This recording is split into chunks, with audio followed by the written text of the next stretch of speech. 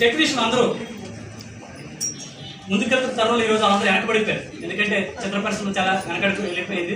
ఈరోజు మేము అభిమానులుగా మేము ఒక నిర్ణయం తీసుకోవాలనుకుంటున్నాం. ఎందుకంటే ఇక్కడ మా అభిమాని అని చెప్పుకునే ఒక ఎమ్మెల్యే, దక్షిణ నియోజకవర్గం మాజీ ఎమ్మెల్యే, ఈ రోజు వరకు ఆయన 10 ఏళ్ళుగా ఈ ఒక రాజకీయ పార్టీలో ఉండి 10 ఏళ్ళుగా ఎమ్మెల్యేగా సేవలు అందిస్తూ ఆయన ఏ ఒక్క అభిమానికి అయినా ఈ రోజు వరకు ఒక్క అభిమాని కూడా పేద కుటుంబానికి కానీ మా అభిమానులు ఒక్క పేద కుటుంబానికి కానీ ఒక అభిమాని కానీ ఏనాడు తోడ్పాటు అందించలేదు. ఏనాడు తోడ్పాటు అందించలేదు. ఇప్పుడు వరకు అందించలేదు. రీసెంట్గా చూసుకుంటే మా కృష్ణాభిమానికి ఆయన ఒక ప్రామిస్ చేశాడు. ఆయన ఏమని, నేను విగ్రహాన్ని పెట్టించి మీకు నేను అభిమానిగా మీ అందరికీ నేను నా అబ్బాయిని చాటుకుంటాను, మీ అబ్బాయికి తోడుగా ఉంటానని చెప్పి ఆయన అన్నారు. కానీ 2 సార్లు దిమ్మ అక్కడ జోన్ 4 2 సార్లు దిమ్మ కట్టించి 2 సార్లు కూల్చోవడం జరిగింది. అది కూడా రీసెంట్గా ఒక 3 వారాల కిందట 4 వారాల కిందట వరకు జరిగింది. నేను అప్పటికే మా అభిమానులకు ఒక 11 వ్యక్తుల నుంచి భావించాను.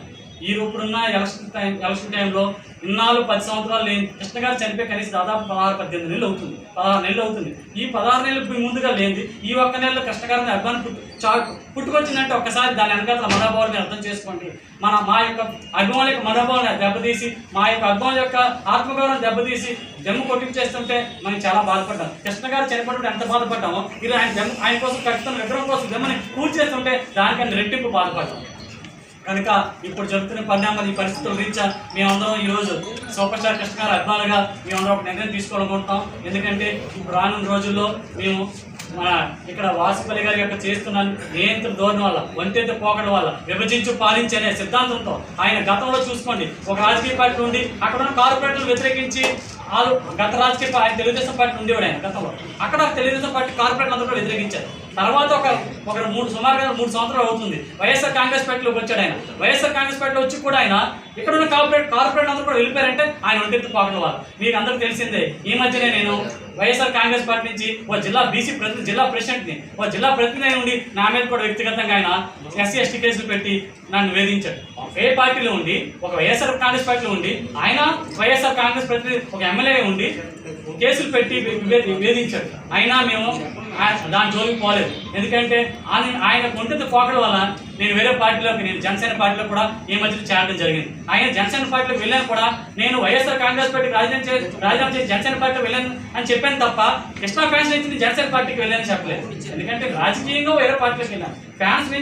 ఫ్యాన్స్ వాడుకొని ఫ్యాన్స్ అడ్డు పెట్టుకొని నేను ఎటువంటి నిర్ణయాలు తీసుకోలేదు. ఎందుకంటే మాకు ఫ్యాన్స్ ఉంది, వాళ్ళంతా సంప్రదించి నేను ఏ నిర్ణయాలు తీసుకున్నా మా అసోసియేషన్, మా సంఘం వారాలు నిర్ణయం తీసుకుంటాం. కానీ ఇప్పుడున్న తరుణంలో, ఇప్పుడున్న పరిస్థితుల్లో, ఇప్పుడు రాజకీయంగా జరుగుతున్న ఈ తరుణంలో మేమందరం కూడా రానున్న రోజుల్లో ఒక వేదిక మీదకి వచ్చి అందరూ ఆల్ ఫ్యాన్స్, అన్ని అభిమాన సంఘాలు అందరూ నందమూరి కుటుంబం అవ్వచ్చు, మెగా ఫ్యామిలీ అవ్వచ్చు, అక్కినేని ఫ్యామిలీ అవ్వచ్చు, వెంకటేష్ గారి అభిమానులు అవ్వచ్చు, అందరూ అభిమానులు కూడా వాళ్ళందరూ కూడా మేము మాట్లాడుతున్నాం. వాళ్ళందరూ కూడా అందరూ కలిసి ఒక రాజకీయ పార్టీకి ఈసారి మనం సపోర్ట్ చేద్దామని ఒక నిర్ణయానికి వస్తున్నారు. త్వరలో మీ అందరూ వాళ్ళ అభిప్రాయం అయితే వాళ్ళ అభిప్రాయం ఇంకా నేను చెప్పకూడదు కాబట్టి మేము అనుకోవడైతే ఒక ఉమ్మడి అభ్యర్థి, ఉమ్మడి పార్టీకి ఈసారి మనం సపోర్ట్ చేయాలని ఒక నిర్ణయానికి రావడం జరుగుతుంది.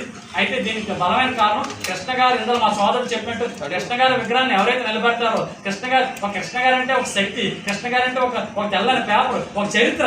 అలాంటి సూపర్ స్టార్ కృష్ణ గారికి విగ్రహం లేదంటే మేము చాలా చిన్నపుచ్చుకుంటాం. ఈ రోజు మాలో ఉన్న 2-3 పెయిడ్ ఆర్టిస్ట్ వెళ్ళి వాసుపల్లి గారికి మా అభిమానులను తాకట్టు పెట్టేస్తాం, మా అభిమానులందరినీ మేము పాదాలను తీసుకొచ్చి ఉంచేస్తాం అంటే అది జరగని పని. ఎందుకంటే కృష్ణ గారికి మేము ఏనాడు కూడా మా అభిమానం చెప్పుకుని వాసుపల్లి గారు మాకు ఎప్పుడు సాయం చేయలేదు. ఏ కోణంలో సాయం చేయలేదు.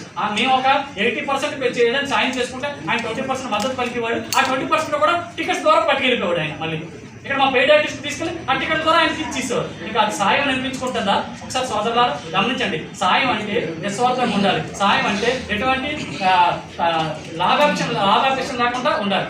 అది గమనించుకోవాలని మేము రానున్న రోజుల్లో నేను గురుగారు చెందిరా